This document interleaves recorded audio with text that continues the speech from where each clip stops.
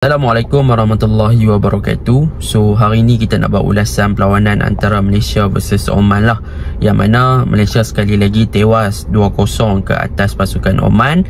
Dan pada perlawanan semalam kita dapat lihat yang Malaysia sebenarnya sedikit buntu in term of creativity dan juga bagaimana untuk memecah belahkan pertahanan Oman. Jadi kita boleh nampak yang Oman pada perlawanan semalam memang compact dan tidak memberi ruang kepada pasukan Malaysia yang asyik bermain dengan cross sahaja, yang membolehkan goalkeeper Oman yang tinggi lampai untuk keluar bagi menangkap cross yang dilakukan oleh pasukan Malaysia.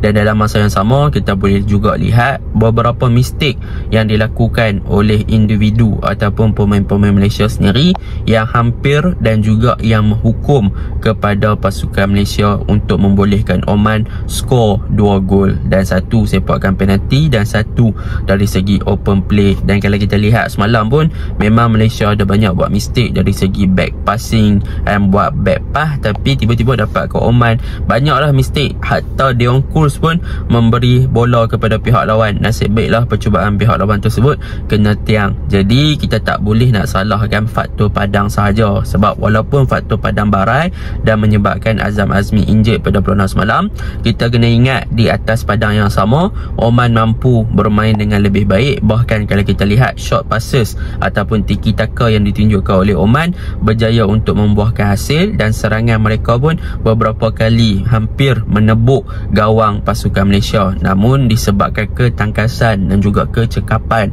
daripada Shihan Hazmi, berjaya untuk menafikan beberapa percubaan yang dilakukan oleh pasukan Oman, menyebabkan Malaysia tidak diratah ataupun dibelasah oleh pasukan Oman lah. Jadi tanpa membuang masa, mari kita masuk ke dalam ulasan perlawanan.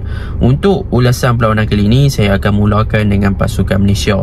Pada perlawanan semalam, kalau kita lihat untuk pasukan Malaysia, mereka turun dengan adanya beberapa perubahan, iaitu kemasukan Darren Lock dan kemasukan Syamil Kutiaba di bahagian tengah untuk memastikan yang Malaysia lebih untuk stable di bahagian tengah lah ketika pasukan Malaysia menyerang. Dan kalau kita lihat dalam fasa awal pasukan Malaysia bermain adalah dengan formation ketika memegang bola ataupun in position adalah dengan 3-1-6, bermaksud back 3 di belakang, gandingan Dominic Tan, Deon Kurs dan juga Syamil Kutiaba yang sentiasa untuk drop lebih deeper bagi membantu ball progression, dan meninggalkan Stuart Wilkin yang berada di tengah untuk membantu bahagian tengah lah. Dan mereka akan overload di bahagian attacking ataupun di kawasan final third pasukan lawan, dengan Romel Morales dan juga Darren Lock di bahagian more to central, tetapi Romel Morales dan juga Darren Lock diguna pakai sebagai partner, dan Faisal Halim lebih kepada kawasan half space dan Arif Aiman di kawasan half space. Dan wingback Malaysia iaitu Azam Azmi dan juga Kobing Ong sebelum Azam ditukarkan dengan Danny Ting akan lebih naik untuk offensive wingback, bermaksud mereka akan hold the touchline ataupun cover up bahagian wide area untuk membolehkan winger kita masuk lebih inside ke dalam ataupun ke half space, ataupun untuk membentuk combination play di kawasan wide area. Daripada segi efisien ataupun dari segi corak serangan Malaysia sedemikian, boleh dikatakan Malaysia cuba untuk menyerang dengan overload di bahagian attacking, tetapi dalam masalah yang sama daripada segi idea ataupun dari segi creativity, kita mempunyai masalah apabila gap between the midfield dan juga attacking, dan juga gap between the wingback dan juga attacking mempunyai masalah yang agak ketara. Sebagai contoh, kita ambil apa masalah utama dalam fasa menjelang Malaysia. Yang pertama adalah bagaimana Malaysia menggunakan dua striker yang boleh dikatakan mempunyai profil yang hampir sama, tetapi daripada segi work rate kita boleh nampak yang Darren Lock adalah seorang striker yang pressing forward, tetapi daripada segi corak permainan kedua-dua pasukan ataupun kedua-dua striker Malaysia pada perlawanan semalam boleh dikatakan dari segi fizikal nampak ada fizikal, boleh fight dengan pemain-pemain Oman, tetapi the truth ataupun kebenarannya di dalam padang kita boleh nampak yang Roman dan juga Darren Lock sebenarnya mempunyai masalah untuk challenge defend pasukan Oman. Mereka punya first touch, mereka punya first ball pun mereka susah nak menang. So benda tu menyebabkan pasukan Malaysia di bahagian attacking agak kurang. Yang kedua, daripada segi off ball movement, apabila kita ada dua orang striker, sepatutnya kedua-dua striker boleh combine untuk mencari ruang-ruang ruang kosong untuk membuka ruang bagi menerima bola ataupun menerima hantaran. Tetapi apa yang berlaku pada perlawanan semalam, kita boleh nampak apabila winger ataupun wingback kita dapat bola, mostly of the crosses ke dalam kotak penalti untuk mencari Romel, Even ataupun Darren Lock di first half, boleh dikatakan sedikit mengalami kegagalan. Apabila Romel pun tak boleh nak mencabar ketinggian, bahkan daripada segi move into the D-box dan insting sebagai seorang striker pun menjadi persoalan. Jadi saya pun hairan kenapa Malaysia nak menggunakan dua striker yang tak mampu untuk bergerak daripada segi off ball movement, daripada segi fizikal ada tapi tak boleh nak fight, ada check in check out, dan daripada segi challenge the ball pun agak kurang. So benda tu menjadi persoalan kepada Kipanggun yang ingin menggunakan dua striker yang mempunyai profil yang sama, cumanya berbezanya Darren Lock pressing forward dan Romel lebih kepada untuk membantu Darren dalam fasa combination play. Jadi tak ada combination play yang terbentuk antara kedua-dua striker ni, bahkan lebih kepada direct and long ball. Yang kedua, masalah utama Malaysia apabila Malaysia cuba bermain dengan offensive wingback, iaitu Koh Bee Ong dan juga Danny Ting atau Azam Azmi yang diguna pakai untuk lebih advance ke bahagian hadapan untuk cover up bahagian wide area, yang mana benda ni adalah benda yang boleh dikatakan biasa dalam tactically ataupun daripada segi teori ataupun atas kertas memang bagus untuk kedua-dua wingback bermain dengan ofensif dalam fasa menyerang ataupun bermaksud dalam fasa memegang bola.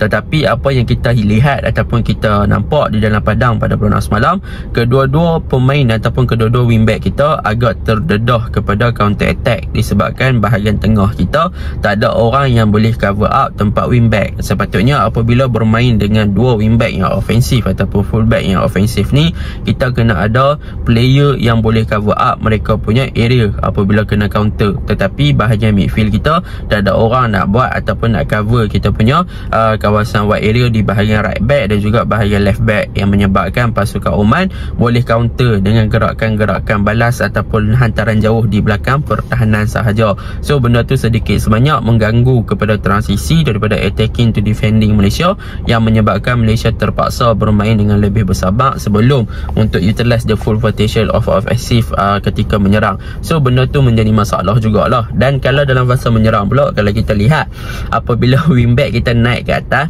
and untuk bantu winger, boleh dikatakan combination play yang dibentuk oleh winger kita dengan wingback tidaklah terlalu menjadi.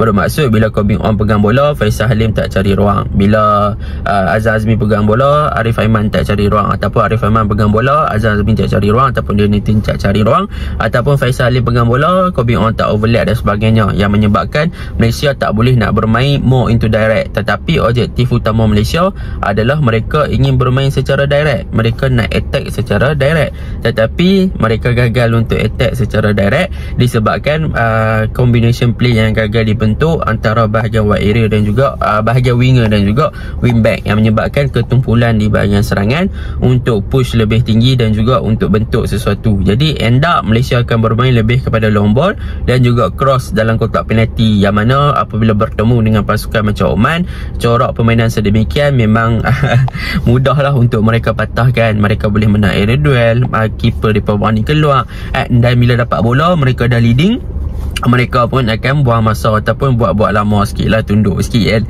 dah padang barai macam tu. So macam tu lah. Jadi itu yang kedua. Yang ketiga, kalau kita lihat di bahagian tengah, kita tak ada creative outlet. Bermaksud di sini kita tak ada proper punya midfield yang boleh buat ataupun organize bahagian tengah kita untuk dictate the tempo ketika menyerang.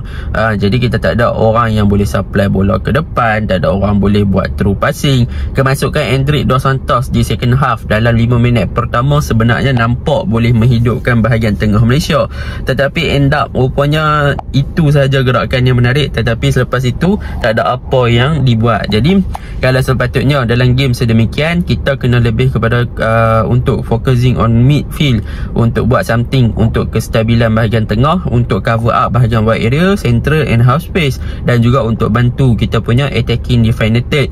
Tetapi kita tak ada benda tu. Stuart Wilkin dan juga Syamil Kuti pun terpaksa bermain dengan lebih deeper, dan kemasukan Brandon Gunn di bahagian tengah di second half pun memaksa untuk beliau bermain dengan bahagian lebih deeper. Jadi benda tu memang nampak sangat lah yang Malaysia tak boleh nak buat something. Dan kalau lihat pada perlawanan semalam juga, Arif Aiman dan juga Faisal Halim.